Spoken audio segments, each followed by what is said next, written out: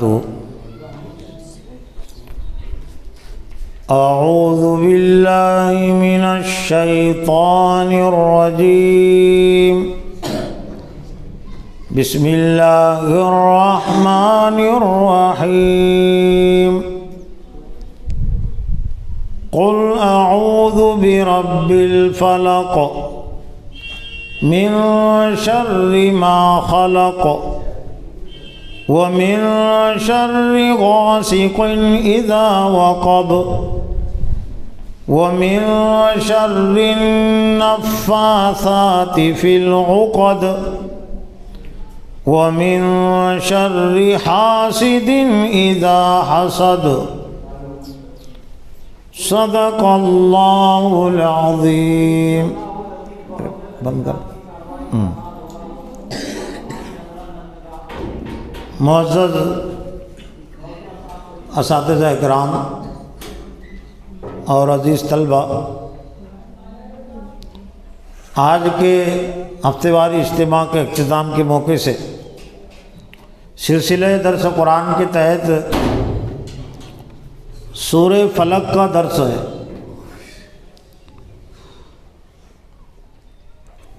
یہ قرآن مجید کی دو آخری صورتیں ہیں، سورہ فلق اور سورہ ناس،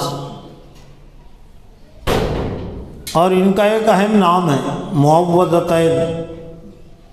تعوذ سنیں کہ نہیں؟ تعوذ کس کو کہتے ہیں؟ اعوذ باللہ من الشیطان الرجیم کو تعوذ کہا جاتا ہے اصطلاح میں، یعنی پناہ چاہنا، اور بسم اللہ الرحمن الرحیم کو تسمیہ کہا جاتا ہے. تو یہ دونوں صورتوں میں چونکہ اللہ کی پناہ چاہنے کی تعلیم اور تلقین ہے بہت ساری چیزوں سے جو نقصان پہنچانے والی ہے اور جو بندگی کے راستے کے سلسلے میں آڑے آتی ہے، رکاوٹ بنتی ہے، تو ایسی چیزوں سے اللہ کی پناہ، اللہ کا سہارا ڈھونڈنا ضروری ہے، اور اسی کو کہتے ہیں یہ تعوذ. تعویذ کا جو لفظ مسلم معاشرے میں استعمال ہوتا ہے وہ اسی سے نکلا ہوا ہے، لیکن تعویذ کا جو عمل ہے، موجودہ جو تعویذات کا عمل ہے، اسلام کا اس سے بہت زیادہ تعلق نہیں ہے. ایک طرح سے وہ بگڑی ہوئی شکل ہے. اصل تعویذ جسے کہتے ہیں، تعوذ یا تعوذ، تعویذ کا لفظ اسی سے بنتا ہے. اصل تعویذ وہ یہ ہے، لیکن آج کل لوگوں نے وہ چٹھیوں کو اور دوسری چیزوں کو تعویذ سمجھ لیا ہے. تعویذ کے جو معنی ہیں اللہ کی پناہ چاہنا. تعوذ اور تعویذ میں فرق نہیں، صرف جو فعل کا وزن ہوتا ہے اس کا فرق ہے. تو تعویذ کے جو معنی ہوتے ہیں وہ اللہ کی پناہ چاہنا، اللہ کا سہارا ڈھونڈنا. تو یہ دو صورتوں میں خصوصیت کے ساتھ اللہ کی پناہ چاہنے کی تعلیم اور تلقین ہے، تذکرہ ہے. اس مناسبت سے اس کو تعوذ کہتے، معوذتین کہتے. وہ دو صورتیں جو تعویذ اللہ کی پناہ سے چاہنے سے شروع ہوتی ہے.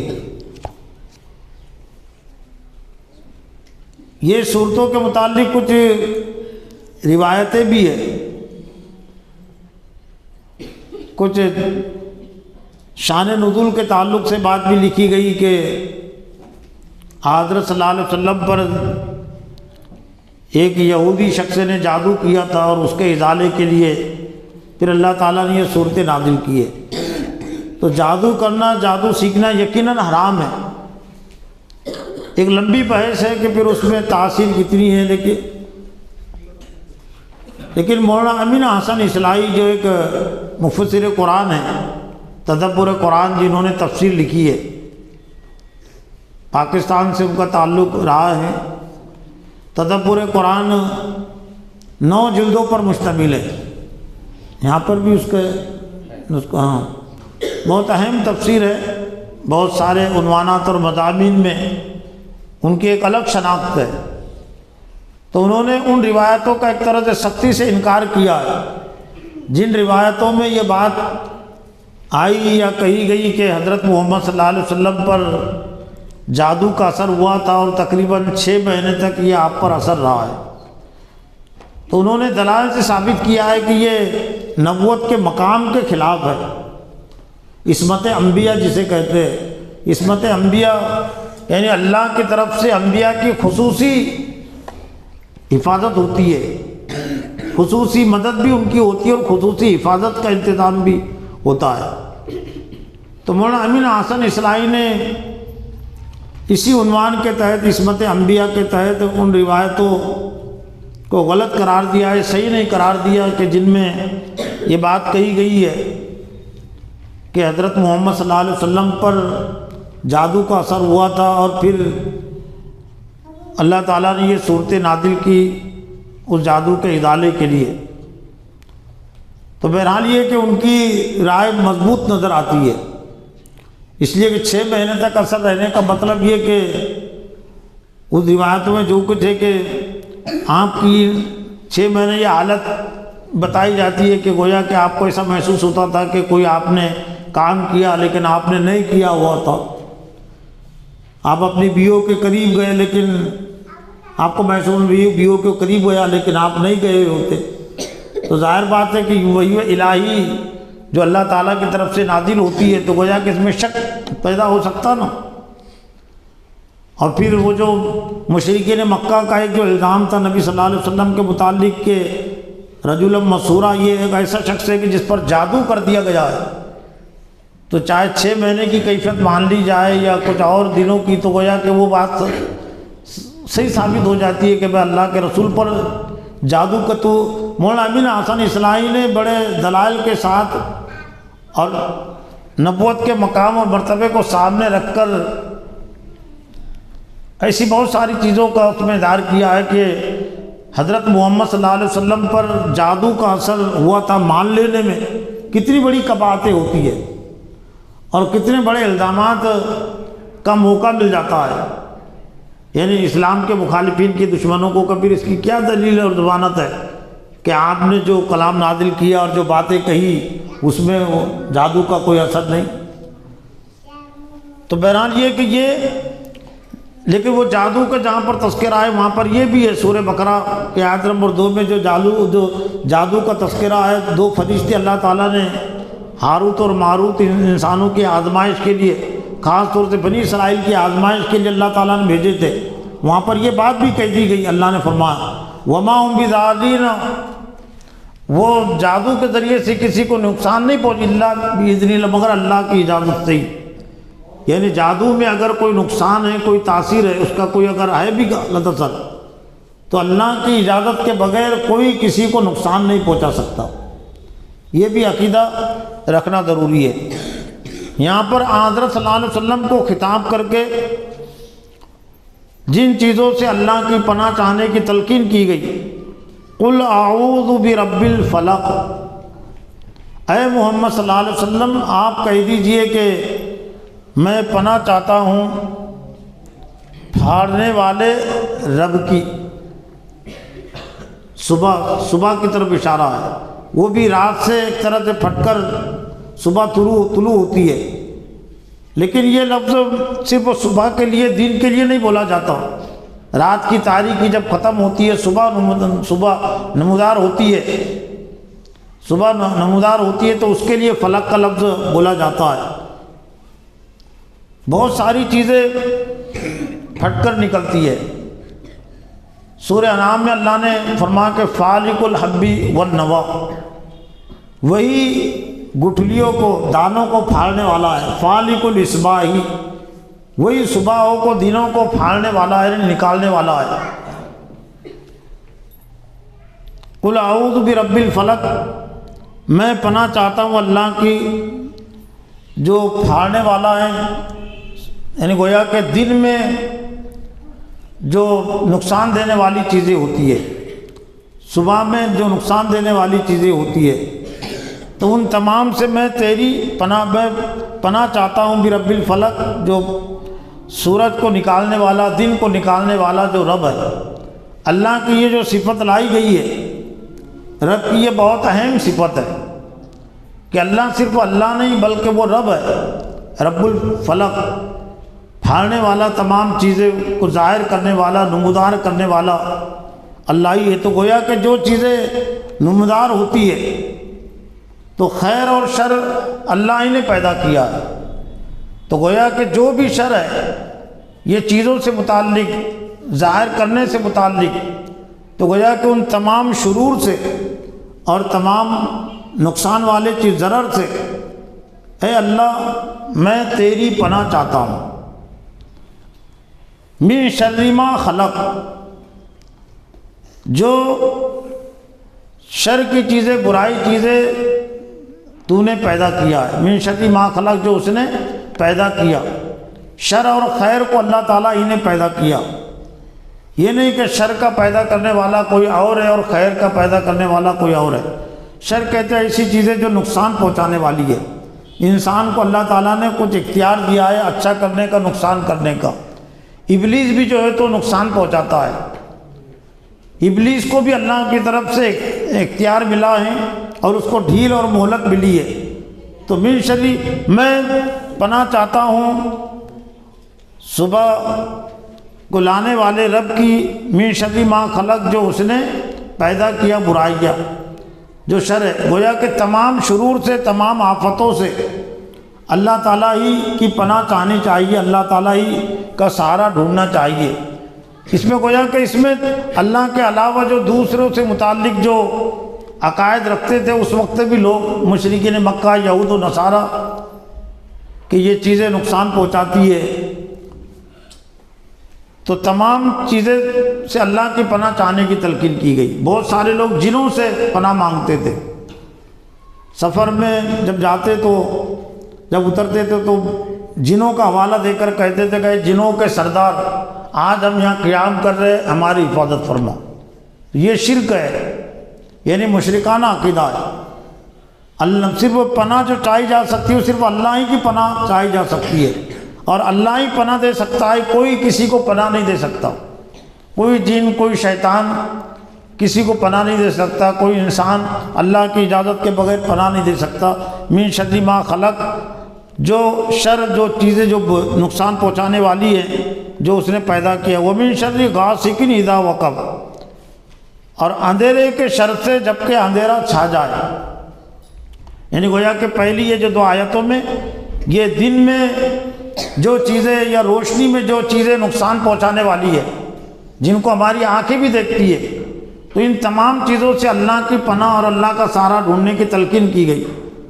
اب دو حالتیں گویا کہ ہوتی ہے انسان کی، کبھی وہ اندھیرے میں ہوتا ہے، کبھی اجالے میں ہوتا ہے، کبھی وہ دیکھنے والا ہوتا ہے اور کبھی یوں سمجھ لیجیے کہ دیکھنے کے بعد بھی اس کو چیزیں نظر نہیں آتی۔ تو بہت ساری چیزیں ایسی ہیں دنیا میں جو انسان کو نظر آتی ہے اور جو انسان کو نظر نہیں آتی۔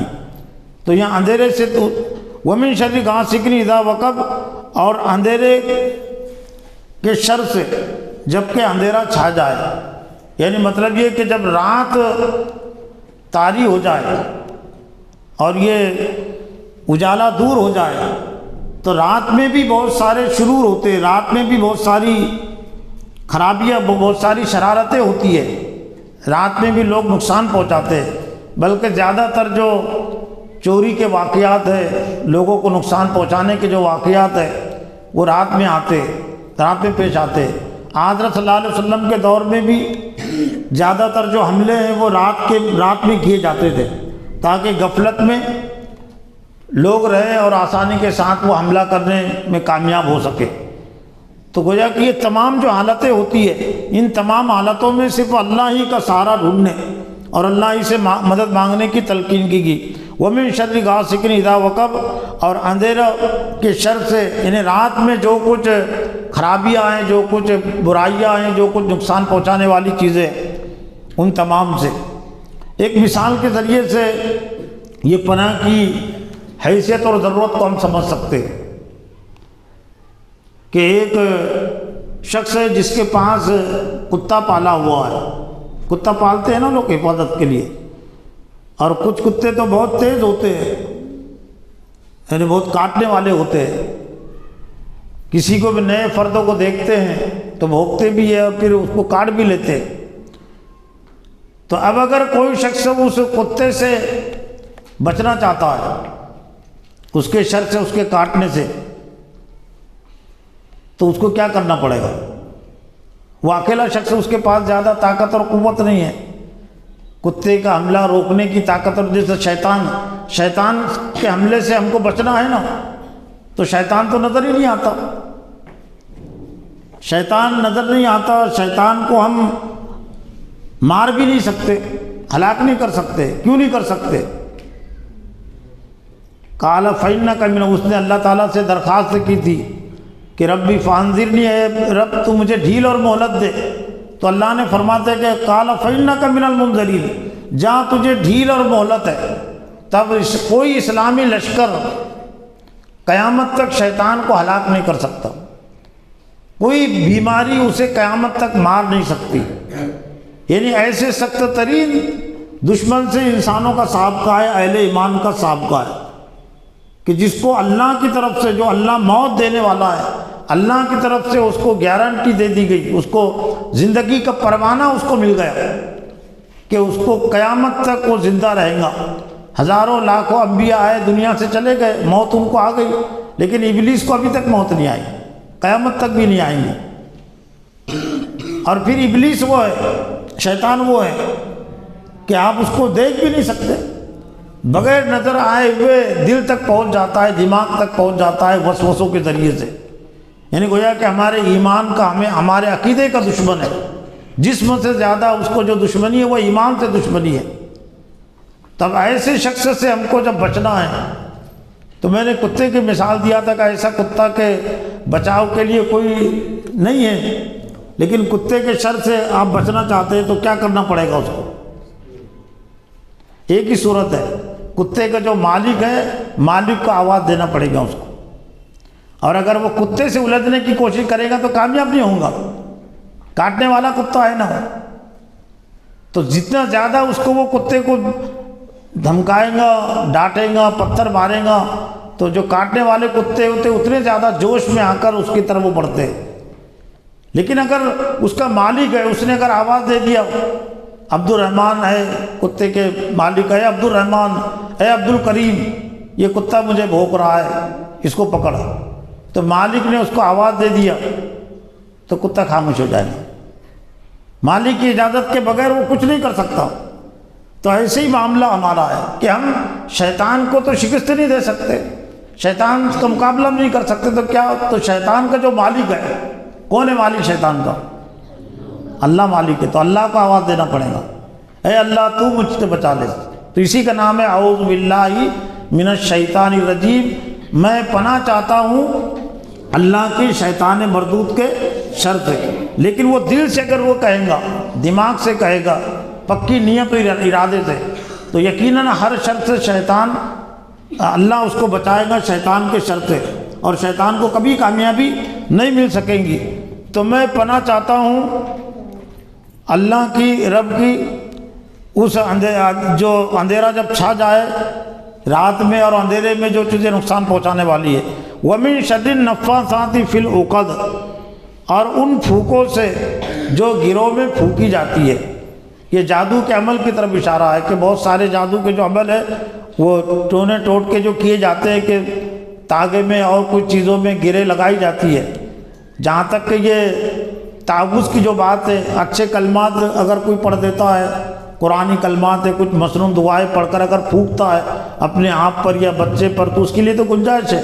البتہ ایک دم اس کے لیے دکان کھول کر بیٹھ جانا تعویذات کی، روپیے پیسے لینا، تو یہ صحیح نہیں ہے۔ لیکن کوئی آیا پانی لے کر کہ میں پڑھ دیجئے تو کوئی حرج نہیں، آپ سورہ فاتحہ پڑھ کر مڑ دیجئے، یہ سورہ ناس ہے۔ اب نبی صلی اللہ علیہ وسلم کو جو معمول تھا، آپ خاص طور سے صورتیں پڑھ کر اپنے، حضرت عائشہ فرماتی ہے کہ اللہ کے رسول اپنے ہاتھوں پر پھونک مارتے تھے اور جسموں پر پھیرتے تھے، اور جب اللہ کے رسول اس حالت میں چلے گئے آخری وقت کہ آپ ہاتھ نہیں پھیر سکتے تھے، تو میں یہ صورتیں پڑھ کر آپ کے ہاتھ میں پھونک کر میں آپ کے ہاتھوں کو ہی ادھر سے ادھر کرتی، آپ کے جسموں پر پھیرتی تھی۔ تو یہاں تک تو گنجائش نکلتی ہے اپنے آپ پر پھونکنے کی یا کسی کے دوسرے پر پھونکنے کی، جو درد کی حالت میں یہ جو قرآنی کلمات ہیں اور حدیث کے جو کلمات ہیں، لیکن جو اور دوسرے کلمات ہیں مشرکانہ کلمات، تو وہ تو قطعاً اس کی اجازت نہیں، وہ تو سب مشرکانہ عمل ہے۔ تو وَمِن شَرِّ النَّفَّاثَاتِ فِي الْعُقَدِ، تو جو جادوگر وہ گروہ میں جو گانٹوں میں تاگوں میں رسیوں میں گانٹ لگاتے تھے، اس کے ذریعے سے جادو کرتے تھے، تو گویا کہ اس کی طرف اشارہ ہے وَمِن شَرِّ النَّفَّاثَاتِ فِي الْعُقَدِ، اور ان گانٹوں کے گروہ کے شرور سے، شر سے، نقصان سے جو گانٹوں میں لگایا جاتا ہے، جو گانٹیں باندھی جاتی ہے۔ وَمِن شَرِّ حَاسِدٍ إِذَا حَسَدَ، اور حسد کرنے والے کے شر سے جب وہ حسد کرے۔ حسد ایک بڑی بیماری ہے، لیکن اللہ کی اجازت کے بغیر کوئی حسد میں کسی کو نقصان نہیں پہنچا سکتا۔ اس لیے اگر کوئی حسد کر رہا ہے، حسد کہتے ہیں کہ کسی کے پاس کوئی اچھائی ہے، بھلائی ہے، تو اس سے متعلق یہ سوچنا کہ وہ چیز سے وہ محروم ہو جائے، وہ چیز اسے نہ ملے بلکہ مجھے مل جائے۔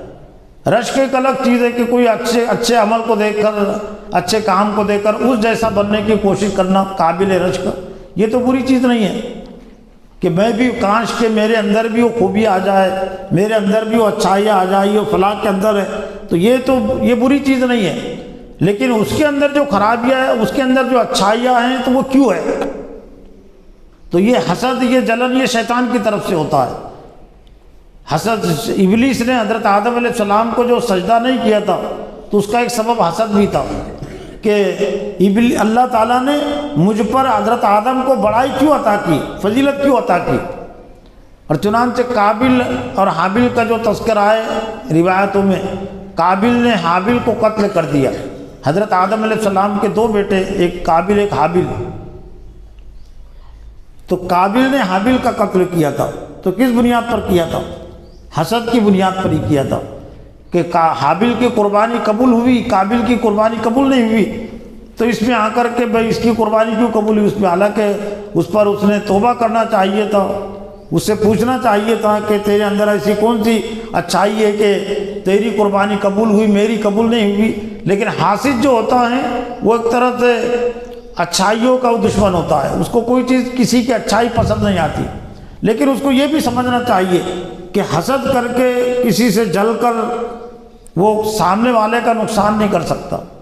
اگر نقصان کرے گا تو اس کے لیے وہ آزمائش ہوگی اور اللہ تعالیٰ اس کے مقام مرتبے کا اور زیادہ بڑھائے گا، لیکن وہ اپنا ہی نقصان کرتا ہے۔ جیسے کہ حضرت یوسف علیہ السلام کے 10 بھائیوں نے جو حسد کیا تھا حضرت یوسف علیہ السلام کے ساتھ، تو کیا ملا ان کو؟ دنیا میں بھی اللہ تعالیٰ رسوا کرتا ہے، دنیا میں بھی اللہ تعالیٰ کو ذلیل و رسوا کرتا ہے جو حسد کرتے ہیں۔ حضرت یوسف علیہ السلام کے متعلق وہ حسد کرتے تھے کہ حضرت یوسف علیہ السلام کو حضرت یعقوب کیوں چاہتے ہیں، تو حالانکہ چاہتے تھے اس لیے وہ فرما بردار تھے اور یہ نافرمان تھے، حکم عدولی کرتے تھے، تو حضرت یعقوب کو معلوم تھا، اس لیے حضرت یعقوب علیہ السلام حضرت یوسف علیہ السلام کو زیادہ چاہتے تھے، ان کی نافرمانی کی وجہ سے انہیں کم چاہتے تھے، تو ویسا انہوں نے کرنا چاہیے تھا کہ یوسف علیہ السلام جیسے فرما بردار ہے ہم بھی ویسی ہی تھا تو فرما برداری کر، یہ بات آنی چاہیے تھی۔ لیکن جو حاسدین جو ہوتے ہیں وہ ایک طرح سے کسی کو نقصان پہنچانے کے لیے ان کی اچھائیوں کو دشمن ہو جاتے ہیں، اور بہت سارے حسد اور جلن میں قتل بھی کرتے ہیں یا تدبیریں کرتے ہیں، سازشیں کرتے ہیں۔ تو تمام جو حسد اور جلن کرنے والے ہیں ان کے حسد سے شر سے بچنے کے لیے بھی اللہ کی پناہ چاہنے کی تعلیم اور تلقین ہے۔ وَمِن شَرِّ حَاسِدٍ إِذَا حَسَدَ، اور ہر حسد کرنے والے کے شر سے جب وہ حسد کرے۔ تو یہ ایک اہم صورت ہے، ابھی اسی عنوان کی ایک صورت باقی ہے، انشاءاللہ اس کے بعد کے اس میں اس کا درس ہوگا۔ اللہ سے دعا ہے کہ اللہ تعالیٰ مجھے اور آپ کو تمام شرور آفتوں سے اللہ تعالیٰ کی پناہ چاہنے کی توفیق عطا فرمائے۔ ربنا تقبل منا انک انت السمیع العلیم وتب علینا انک انت التواب الرحیم برحمتک۔